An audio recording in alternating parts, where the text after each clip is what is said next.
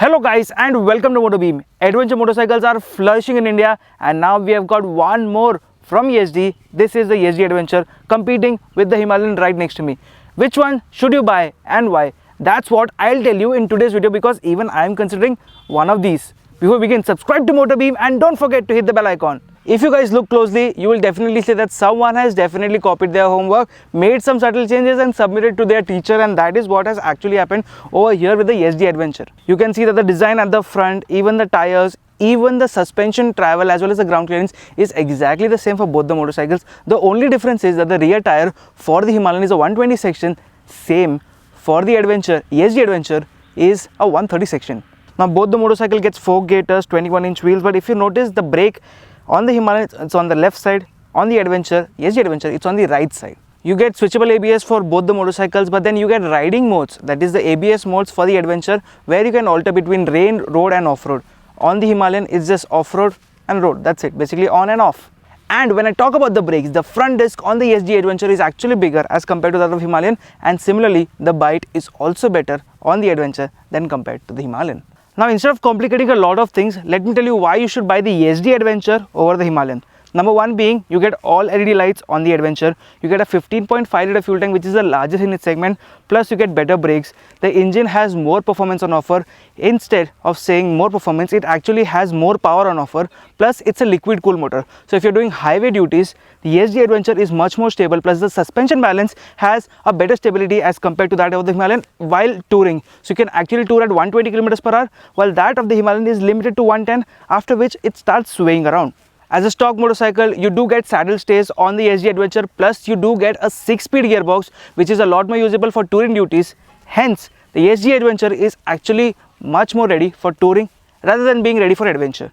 You can actually sit on this motorcycle very comfortably. The seat height is at 815 mm, although riding posture is a little bit cramped, but then for short people this is very comfortable. The handlebar has very good feedback, plus the overall riding posture with the pillion is quite comfortable for normal riding. Plus, you get a complete digital cluster with a ton of details, connectivity features too. Now, both the motorcycles get a single-sided exhaust, but you know Yezdi, they have twin exhaust. That is for the other models. The Adventure gets only a single. Let's hear the exhaust note.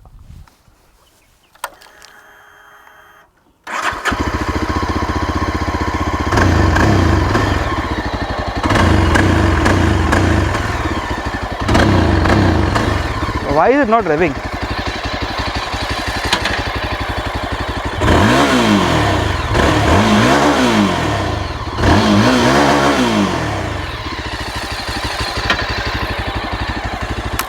Okay, this seems to be a safety feature that the stand is down, it does not rev completely. Let's hear the exhaust note of the Himalayan.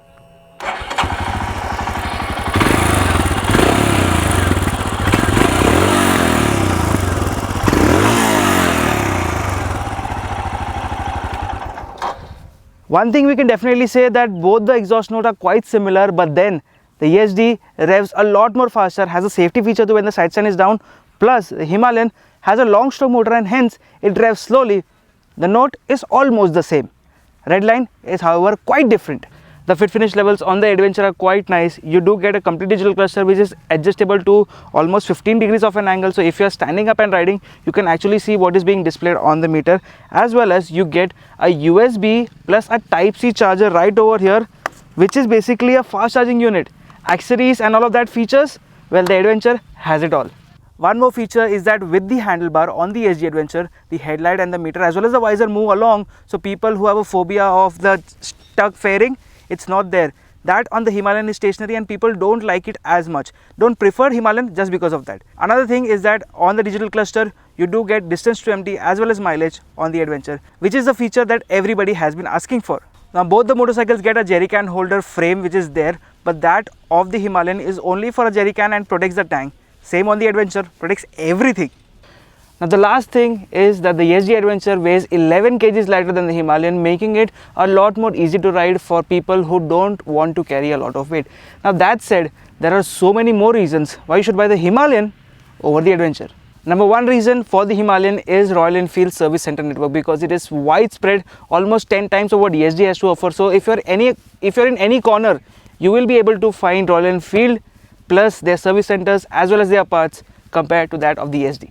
Number 2 is the torquey nature of the engine what Royal Enfield has to offer. So if you are tackling off-roads, if you are tackling slow riding situations, if you are going bad roads completely, the Himalayan is much more home because the torque is a lot more usable and comes a lot more early compared to that of the Adventure. The ride quality of the Himalayan is also much better as compared to the Adventure because that is suited for comfort riding. The Adventure over here has comparatively stiffer suspension setup. The pillion will also be much more happy. Plus you get a luggage rack over here which has a 7 kg load. I have put close to 14-15 kgs and this one still won't bend. So overall, this one is a lot more ready for adventure riding, for going off the road, while the Adventure over here has a mixed blend of touring as well as adventure. The navigation which is displayed, basically the tripper meter which is there on the Royal Enfield, is actually much more fluid after an update and works better compared to the navigation that is offered on the Yezdi Adventure. Plus the meter size is actually bigger on the Royal Enfield, hence you find it much more home since we have been used to that aeroplane cockpit. Still, the Royal Enfield is much better in those terms. You also get a main stand on the Himalayan which is an additional plus, so if you are going off-roading or parking it anywhere, that also comes in handy. Plus the ergonomics of the Himalayan is much more comfortable. You get a higher handlebar, plus the posture over here is a lot more comfortable. It is not cramped. The seat is also at 800 mm, little more accessible. However, there are lots of shortcomings, like the engine on the Himalayan does heat up quite a lot.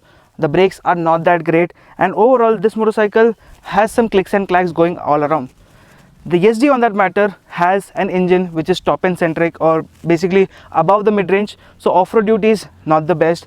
Pillion comfort not the best, plus the ergonomics are a little bit cramped. However, the riding dynamics and everything else is pretty nice. So if you are looking to buy yourself a street motorcycle with long travel suspension, want to go full guns blazing and want to go touring, get yourself the Yezdi Adventure. If you want to go off-road more often and want a comfortable motorcycle plus a reliable motorcycle that has service centers all over the place, get the Himalayan. The choice is yours. Price difference between both the motorcycles is not more than 5,000 rupees depending on the colors. So pick one and enjoy. Thank you so much for watching this video. If you liked it, do hit the like button and subscribe to the MotorBeam channel. Also, if you don't have the budget, forget about all of these, get the Xpulse 4V and enjoy. Bye.